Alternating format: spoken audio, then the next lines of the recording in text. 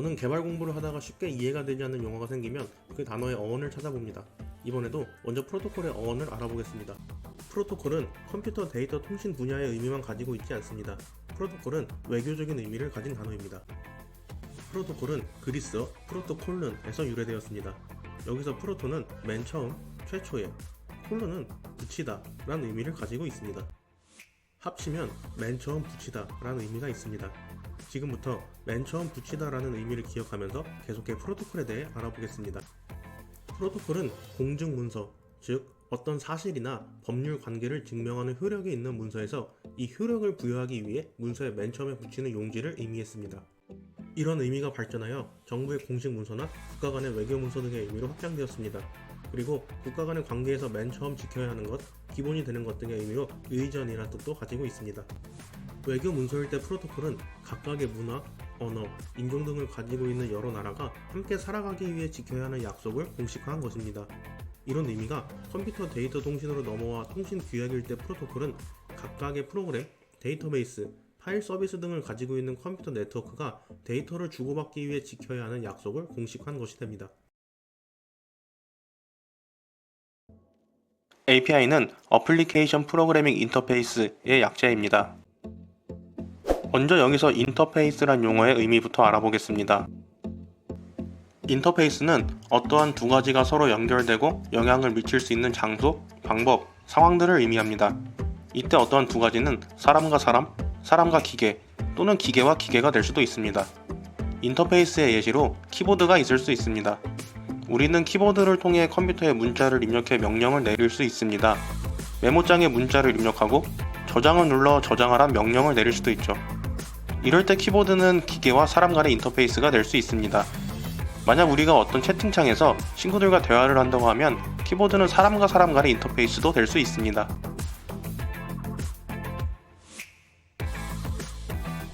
인터페이스란 용어는 여러 가지 단어들과 결합하여 많이 사용됩니다. 우리에게 친숙한 용어 중 하나가 유저 인터페이스, 줄여서 UI가 있습니다. UI는 디지털 기기에 명령을 내리는 방법을 의미합니다. 우리가 어떤 앱 서비스를 만든다고 한다면 어디에 어떤 버튼을 위치시키고 버튼에는 어떤 말이나 아이콘을 배치하는지 등에 따라 사용자가 서비스를 편리하고 직관적으로 이용할 수도 있고 불편해할 수도 있습니다. 디자인은 어떻게 하고 어떤 색깔과 폰트를 사용하는지 등 UI의 완성도를 결정하는 요소는 상당히 많습니다. 그래서 UI를 어떻게 만드는지에 따라 그 서비스의 사용자는 여러가지 경험과 생각을 가질 수 있습니다. 때문에 최근에는 UI란 용어가 더 확장되어 사용자 경험, 영어로는 User Experience, 줄여서 UX라는 용어가 더 많이 사용되고 있습니다. 이제 다시 API로 돌아와 보겠습니다. API는 어플리케이션 프로그래밍 인터페이스라고 말씀드렸습니다.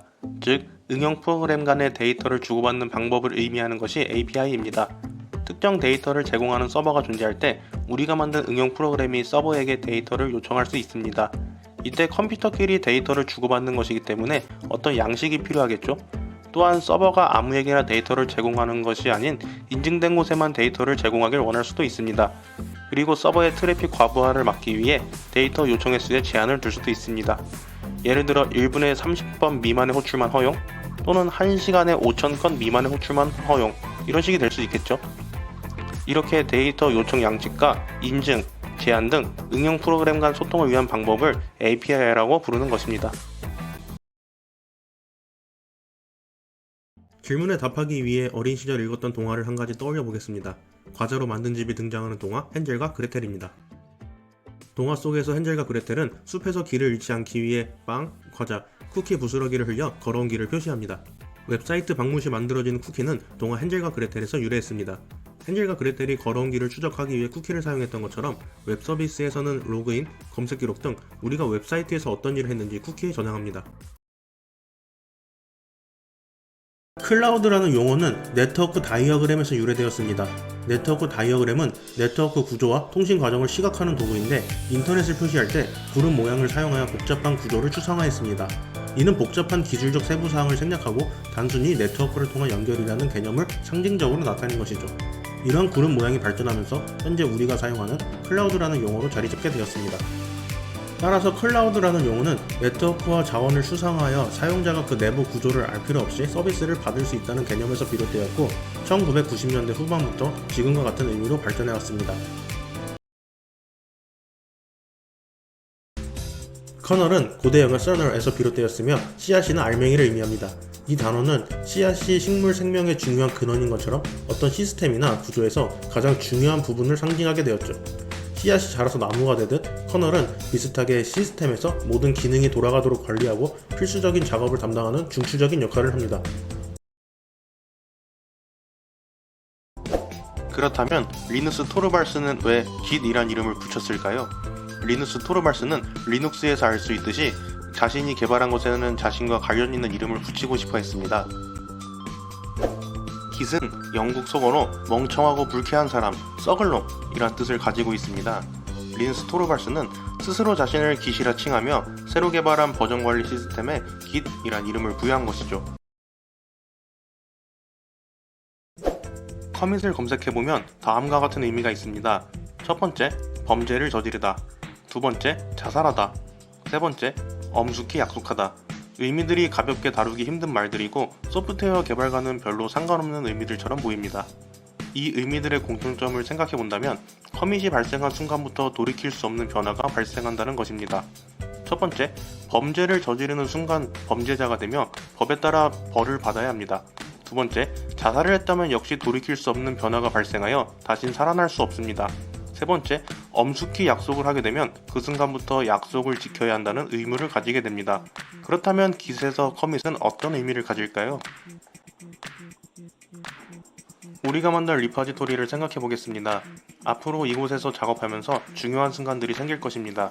새로운 기능이 완성되는 순간, 작성한 문서에 오류가 있어 그것을 수정하는 순간 등 여러가지 경우가 있습니다. 이런 순간순간의 파일의 추가, 제거, 변경사항 시점 및 변경 이력을 저장하는 것이 바로 커밋입니다. 먼저 영어 단어 브랜치는 어떤 의미인지부터 알아보겠습니다. 브랜치는 이런 의미들이 있습니다. 첫 번째, 나뭇가지. 두 번째, 큰 조직의 분과나 부서. 세 번째, 지식의 분야. 네 번째, 조상이 같은 일족, 가족. 다섯 번째, 둘 이상으로 갈라지다. 의미들의 공통점이 느껴지시나요? 모두 한 곳에 같은 뿌리를 두고 갈라져 나온다는 의미가 있습니다. 그리고 갈라져 나온 뒤 독립되지 않고 뿌리에 종속되어 있다는 공통점도 있습니다. 잠깐 Git 아이콘을 볼까요? 지금까지 큰 의미 없는 그림으로 보셨을지도 모르지만 이제 무엇을 형상한 것인지 아시겠죠? Git 아이콘은 한 곳에서 분기되어 뻗어나오는 브랜치를 형상한 것입니다. Git이 아이콘을 브랜치로 만든 것을 보면 역시 브랜치가 핵심 기능이라 볼 수 있습니다. 그럼 Git에서 브랜치는 어떤 의미가 있을까요? Git에서 브랜치는 한 소스 코드에서 동시에 다양한 작업을 할 수 있게 만들어주는 기능입니다. 소스 코드의 한 시점과 동일한 상태를 만들어 이동해가며 작업을 수행합니다. 이때 각각의 브랜치에서 생긴 소스 코드의 변화는 서로 영향을 주지 않고 독립적으로 진행됩니다. 그림으로 한 번 더 설명해 보겠습니다. Git에서 기본으로 제공하는 메인 브랜치의 이름은 마스터입니다. 마스터 브랜치에서 기능을 추가하기 위한 피처 브랜치를 만들고 이곳에서 특정 기능을 개발할 수 있습니다. 또한 버그 수정을 위한 핫픽스 브랜치를 만들어 작업을 수행할 수도 있습니다.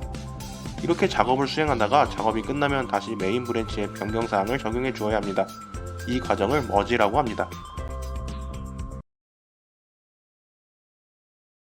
라이브러리는 책을 잘 정리하여 저장하고 빌려주는 도서관이라는 의미도 있지만 정보의 저장소라는 의미도 있습니다. 개발 단계에서 라이브러리는 우리가 만들려는 제품의 부품이 되는 소프트웨어를 잘 정리하여 쉽게 가져다 쓸 수 있도록 만들어 놓은 것입니다. 작은 기능들을 함수 단위로 만들어 제공해 줍니다. 프레임워크는 단어의 의미상으로 뼈대, 틀이란 의미를 가지고 있습니다. 말 그대로 소프트웨어의 형식을 제공해주며 사용 규칙 또한 포함된 의미입니다. 건축을 예로 들어보겠습니다. 라이브러리는 망치, 톱, 줄자 등이 들어있는 연장상자라고 볼 수 있습니다. 그리고 망치, 톱, 줄자는 연장상자가 제공해주는 함수라고 볼 수 있습니다. 이 중 망치는 강한 힘으로 무언가를 두드리는 기능만을 제공해줍니다. 못을 박을 수도 있고 벽을 부술 수도 있죠. 망치는 두드리는 기능만을 제공해줄 뿐 그것을 어떻게 사용할지는 사용자가 결정합니다. 프레임워크는 이미 만들어져 있는 건물이라 볼 수 있습니다. 우리는 건물을 채울 때 일정한 규칙을 따라야 합니다. 이것들은 법으로 정해져 있죠. 정해진 숫자 이상의 주차 공간을 확보해야 하며 소방법에 따라 비상구를 확보해야 하고 소화기를 배치해야 합니다. 또한 주어진 공간에 제한이 있어 배치할 수 있는 가구의 크기도 제한받게 되겠죠. 하지만 집을 처음부터 짓는 것에 비하면 이것은 매우 쉬운 일입니다. 또 하나 생각해 볼 것이 이미 완성된 집을 뜯어 고치는 것은 상당히 어렵다는 것입니다. 이미 지어진 건물의 벽을 허물고 새롭게 공간을 만든다거나 화장실을 옮기는 것은 상당히 큰 작업이고 때에 따라 법에 어긋날 수도 있습니다. 새로운 집을 찾아보는 것이 오히려 쉬운 일일 수도 있습니다. 즉, 라이브러리가 가져다 사용하는 개념이라면 프레임워크는 제공된 틀 안으로 들어가 주어진 규칙을 지켜가며 사용하는 것입니다. 이상으로 영상을 마치겠습니다. 감사합니다.